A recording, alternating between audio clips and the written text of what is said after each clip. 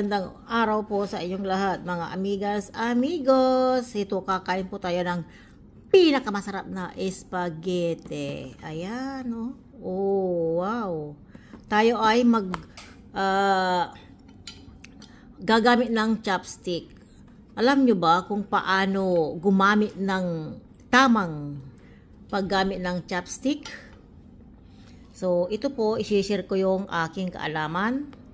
Dahil galing po din ako sa Hong Kong. So, ayan po. Itong isa, ilagay muna dito.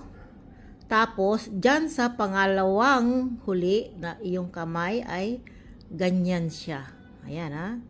Subukan nyo kung hindi pa kayo marunong humawak ng chopstick at gumamit sa pagkain. Okay? Na akala nyo ay perfect na yung paghahawak nyo ng chopstick. At ito, ilagay po dito at sila yung hahawag itong dalawa. Tapos, iipitin ng isa. So, alam nyo ba, mga amigas, amigos, ito lang po yung gumagalaw sa paghawak ng chopstick. So, ayan po, let's eat na po tayo. Okay?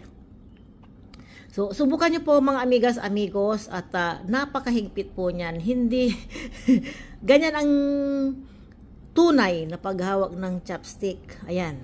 Yung dalawang kamay lang po ang gumagalaw. Na kahit maliit po yan, ay makukuha nyo. Kahit munggo na kaliit, ay makukuha nyo po. Ayan. So, kain na po tayo. Ayan po, kain na. Kain na. Mwah! So, mga amigas, amigos, kain na po tayo ng masarap na spaghetti. Ayan po.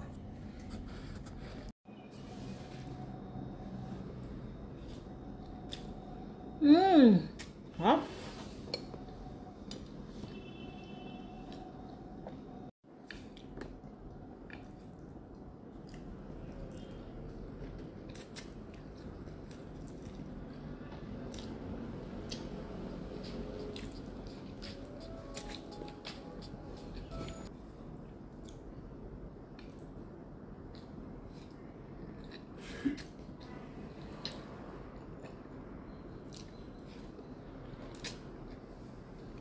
Salamat po sa inyong lahat, mga amigas, amigos. Mwah!